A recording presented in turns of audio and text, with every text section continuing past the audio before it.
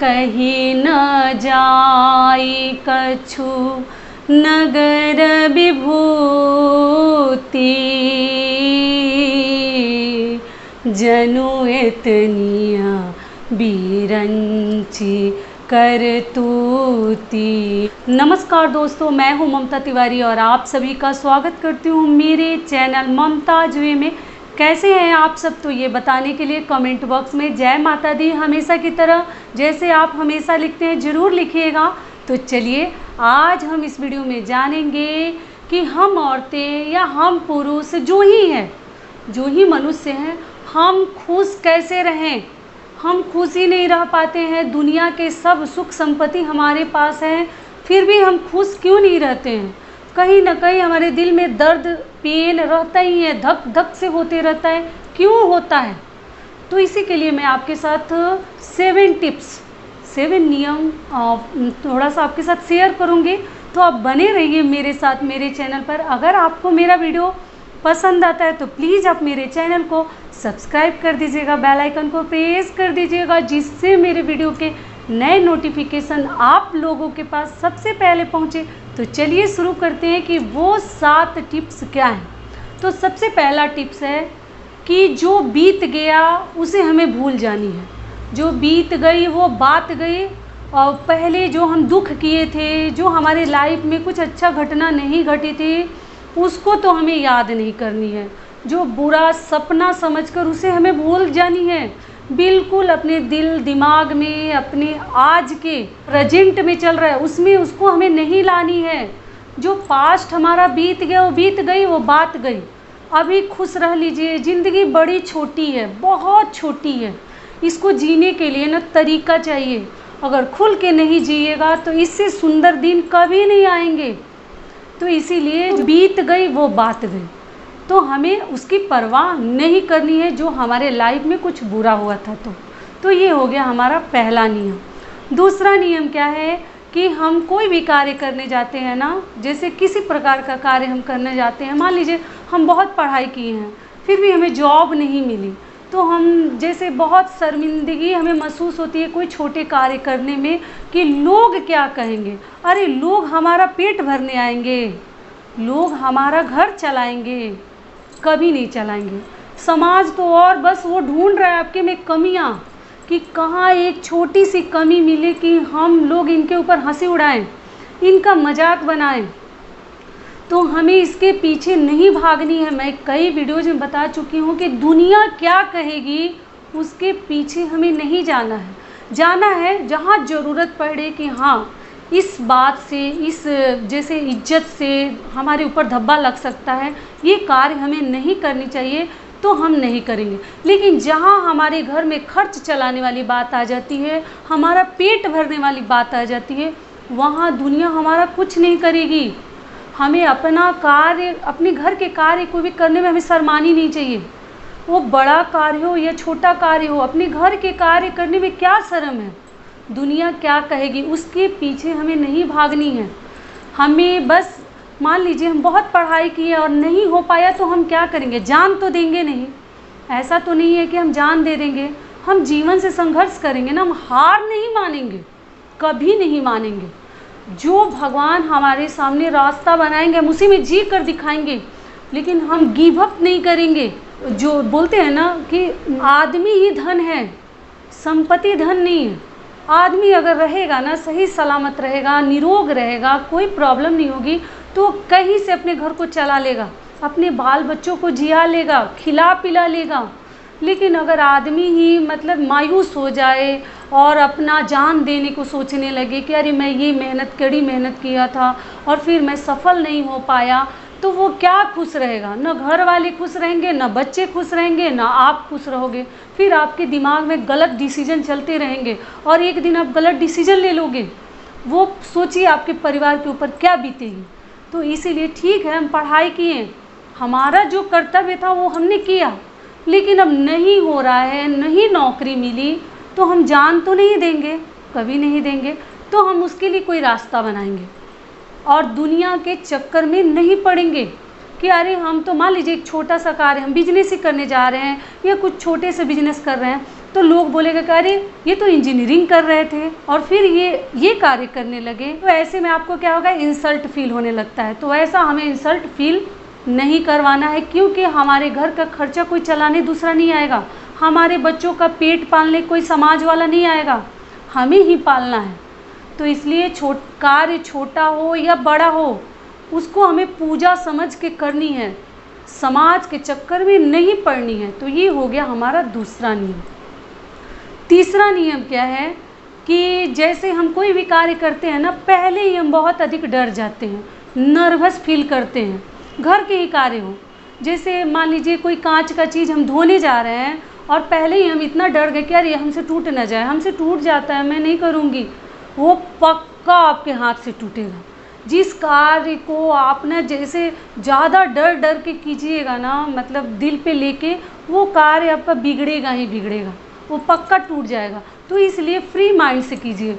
अगर हम free mind से देखते हैं ना, जिस दिन अपने घर में खाना बनाते हैं बड़ा अच्छा बना लेते हैं, लेकिन जिस दिन कोई गेस्ट आने वाला रहता है तो उस दिन हम बड़ा टेंशन में खाना बनाते हैं, वो खाना कुछ न कुछ उसमें प्रॉब्लम हो ही जाती है। तो इसीलिए हमें फ्री माइंड से, फ्रैंकली दिमाग से कार्य करने हैं। अगर खुश रहना है तब, डर के नहीं करना है, डर के आगे जीत है, आपको मालूम भी होगी। तो ये हो गया हमारा तीसरा नियम। चौथा नियम क्या है कि देखिए, खुश रहना और न रहना बिल्कुल आपके ऊपर ना डिपेंड करता है, वो निर्भर करता है कि आप कैसे जीवन अपना जीते हैं, कैसे। एक एक लोग हैं ना, कम में भी इतनी खुश रहते हैं ना कि जैसे उनके माथे पे एक सिकन भी नहीं दिखता, और बहुत सारे धन संपत्ति रहते हुए भी ना हम अपने लाइफ को इतना चौपट कर लेते हैं, हमेशा दुखी दुखी दुखी टेंशन में रहते हैं। घर का भी माहौल हम ख़राब करके रखते हैं, दुखनुमा माहौल बना के रखते हैं, कभी खुशनुमा नहीं रखते हैं। वैसे हमें नहीं रहनी है। और तो गुस्सा हमें नहीं करना है, और गुस्सा अगर किए भी हैं तो एक चीज़ और जान लीजिए कि भोजन से, खाना से हमें कभी नाराज़ नहीं होनी है। बहुत सारे लोग खाना फेंक देते हैं, थाली खिसका देते हैं, तो इस तरीके से आप गुस्सा होइए, आपका मतलब दिमाग है, आपका शरीर है, आपकी मर्जी, आप गुस्सा होइए, लेकिन भोजन से हमें कभी गुस्सा नहीं करनी चाहिए।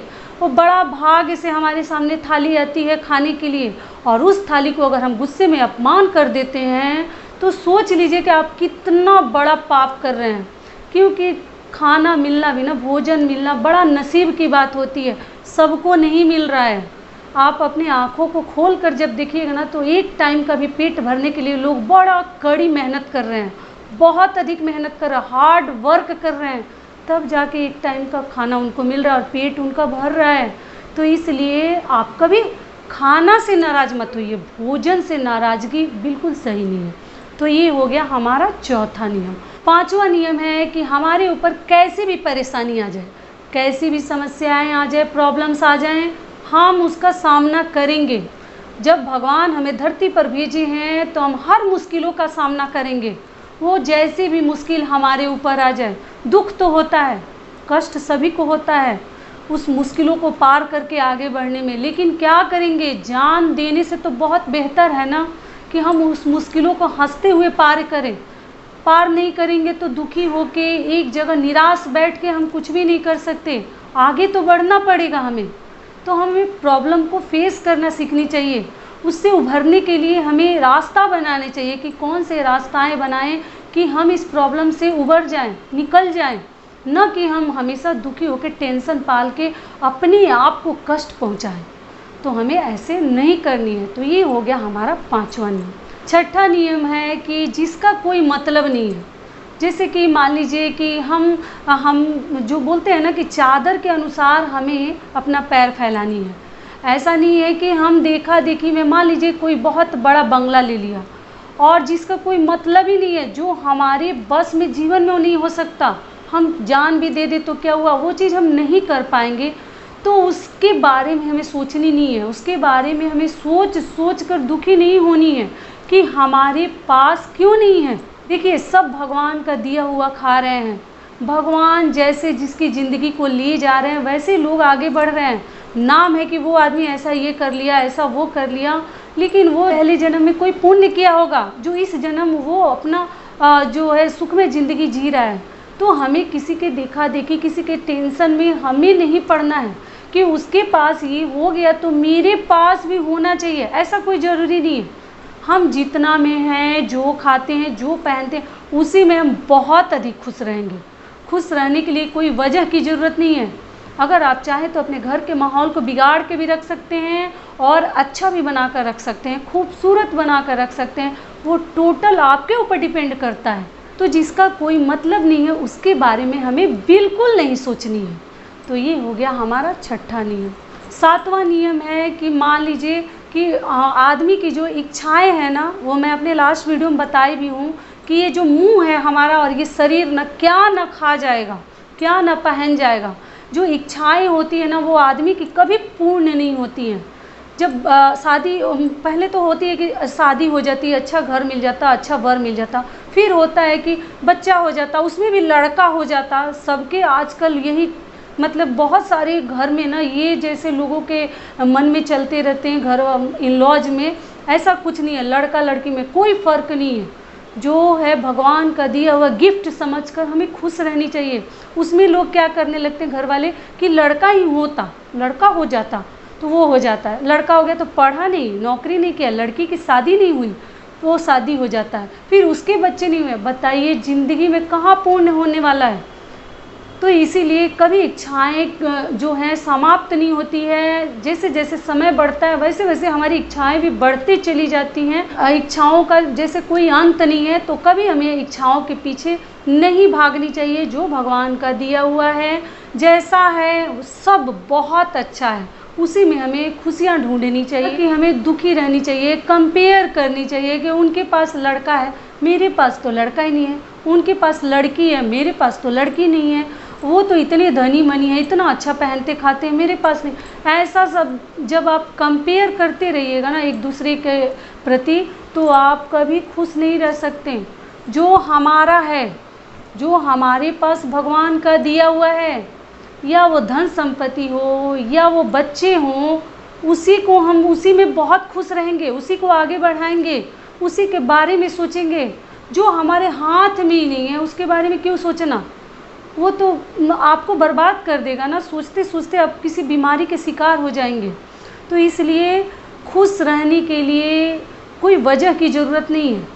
आपके ऊपर टोटल डिपेंड करता है कि आप अपने घर में कितना खुश रहते हैं। यही थे खुश रहने के उपाय जो मैंने आपके साथ शेयर कर दिया। तो यही तक का था हमारा वीडियो। आशा करती हूँ, उम्मीद करती हूँ कि इस वीडियो से आप लोग को थोड़ा सा लाभ मिलेगा। फिर मिलती हूँ एक नए वीडियो में। तब तक के लिए नमस्कार। स्वस्थ रहिए, सुरक्षित रहिए और हमेशा मुस्कुराते रहिए। अगर पसंद है तो वीडियो को शेयर भी कीजिए।